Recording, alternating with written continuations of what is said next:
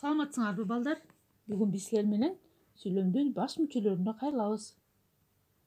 Сүйлөм деген эмне? Сүйлөм аякталган ойду билдирүүчү грамматикалык байланыштагы сөз же сөз тизмеги. Ал эми сүйлөм мүчөлөрү деген эмне? Сүйлөм мүчөлөрү бул сүйлөмдүн тутумунда туруп, кандайдыр бир суроого жооп берген сөздөр. Сүйлөм мүчөлөрүн биз экиге бөлүп карайбыз. Баш мүчөлөр жана айкындооч мүчөлөр. Биз бүгүн силер менен сүйлөмдүн баш мүчөлөрүнө кайрылабыз. Менен баяндоочту биз сүйлөмдүн баш мүчөлөрү деп билебиз. Сүйлөмдүн башка мүчөлөрүнө грамматикалык жактан багынбай, баяндоочту сан, жак боюнча баш ийдирип, ким, эмне, кимдер, эмнелер деген суроолорго жооп берген сөздөр. Ээлердин асты бир түз сызыкча менен сызылат. Мисалы, жашыл оңот, жаш чоңоет. Өнөрлүү өргө чабат деген макалдарды карап көрсөк, бул жерде сүйлөмдүн биринчи макалда сүйлөмдүн ээси жашыл жана жаш.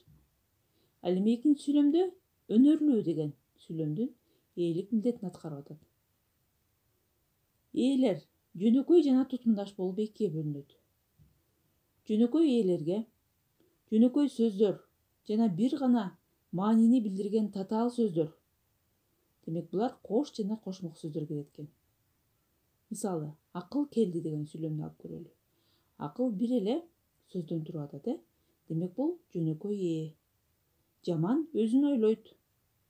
Бул сүйлөмдүн ээси ким өзүн ойлойт? Жаман өзүн ойлойт. Жаман деген сөз бир эле сөздөн туруп атат. Демек бул дагы жөнөкөй ээ болуп эсептелет экен. Эми тутумдаш ээлер жөнүндө айтып өтөлү. Тутумдаш ээлерге синтаксистик жактан ажырагыс биримдикте турган бир нече сөздүн тизмеги кирет. Мисалы, үй ээси келди. Ким келди? Үй ээси. Эки компоненттен туруп атат. Батыш тарап карарып калды. Эмне карарып калды? Батыш тарап. Демек бул жерде батыш тарап деген сөз эки сөздөн туруп тутумдаш ээлик милдетти аткарып атат. Ырыс алды ынтымак. Бул жерде ырыс алды деген сөз сүйлөмдүн ээлик милдетин аткарып атат. 5 саат өттү деген сүйлөмдү карап көрсөк, бул жерде дагы сүйлөмдүн ээси 5 саат. Экинчи, баяндооч.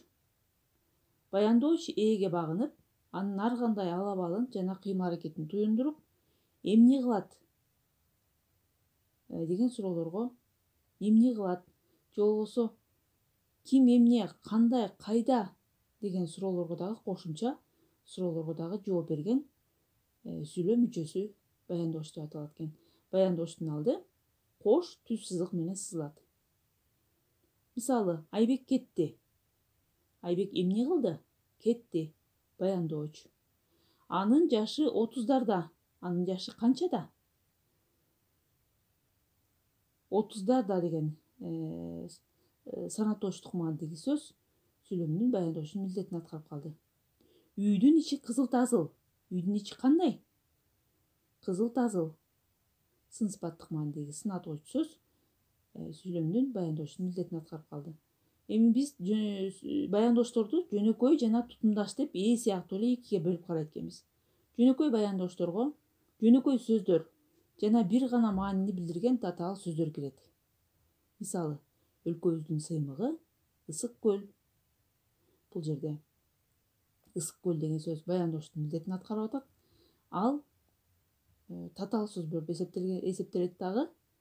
Бирок бул жердин аты болгондуктан биз аны жөнөкөй баяндоочторго киргизебиз. Өлкөбүз өнүгүүдө. Буга күнөөлүү баарыбыз деген сөздөр дагы сүйлөмдөрдү алып көрсөк, өнүгүүдө жана баарыбыз деген сөздөр булар жөнөкөй баяндоочтордун милдетин аткарды. Тутумдаш баяндоочторго синтаксистик ажырагыс сөз тизмектери кирет. Мисалы, отурган Нурбек деген жигит. Бул жерде баяндоочтук милдетти аткарган Нурбек деген жигит деген сөз тизмеги тутумдаш баяндооч болду. Китеп билим булагы. Билим булагы деген дагы тутумдаш баяндоочтун милдетин аткарып калды. Жокчулук кедейлердин кабыргасын кайыштырды. Жокчулук эмне кылды? Кабыргасын кайыштырды. Бул жерде дагы тутумдаш баяндооч болду. Жакып Миңбулак айылынан. Жакып кайдан? Миңбулак айылынан деген сөз тизмектери тутумдаш баяндоочтун милдетин аткарып калды. Эми биз силер менен баяндоочтун милдетин аткаруучу сөздөргө кайрылалы. Биринчи, этиштер баяндоочтун милдетин аткарат. Биз кече иштедик. Биз кече эмне кылдык? Иштедик. Демек бул жерде иштедик деген этиш сөз баяндоочтун милдетин аткарды. Зататооштор дагы баяндоочтун милдетин аткарат. Мисалы, билим жоголбос байлык. Билим эмне? Байлык. Бул жерде байлык деген сөз баяндоочтун милдетин аткарып калды. Ататооштор дагы баяндоочтун милдетин аткарат. Мисалы, жалгыз эрмегим ушул. Ушул деген сөз дагы баяндоочтун милдетин аткарат. Сынатооштор дагы баяндоочтун милдетин аткарып калат. Тандаганы кызыл. Тандаганы кайсы? Тандаганы кызыл. Кызыл деген сынатооч сөз баяндоочтун милдетин аткарды. Санатооштор дагы баяндоочтун милдетин аткарат. Мисалы, тигилер үчөө деген сүйлөмдү алып көрөлү. Тигилер канча? Үчөө деген сөз дагы баяндоочтун милдетин аткарат. Атоочтуктар дагы баяндоочтун милдетин аткарат экен. Бербестин ашы бышпас. Бул жерде бышпас деген атоочтук сөз баяндоочтун милдетин аткарды. Кыймыл атооштор дагы баяндоочтун милдетин аткарып калат. Билим алуу, өнүгүү деген сүйлөмдү алып көрсөк, өнүгүү деген баяндоочтун милдетин аткарат. Тактооштор дагы баяндоочтун милдетин аткарат. Мисалы, биздин деңгээлибиз жогору. Биздин деңгээлибиз кандай? Жогору деген сөз тактооч, ал баяндоочтун милдетин аткарды. Атооч сөз маанисиндеги бар жок деген сөздөр дагы баяндоочтун милдетин аткарат экен. Мисалы, эрдиги бар, эси жок деген сүйлөмдү алып көрсөк, бар жок деген сөздөр дагы баяндоочтун милдетин аткарып калат экен. Эми ээ менен баяндоочтун ортосуна сызыкчанын коюлушуна кайрылалы. Биринчи, ээ дагы баяндооч дагы зататооч же санатоочтон болсо, экөөнүн ортосуна сызыкча коюлат экен. 4 жерде 4 16 деген сүйлөмдү алып көрсөк, бул жерде 4 жерде 4 ээси, 16 баяндоочу.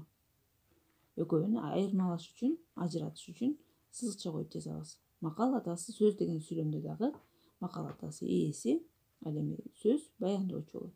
Экөөнү ажыратыш үчүн ортосуна сызыкча коюп жазабыз.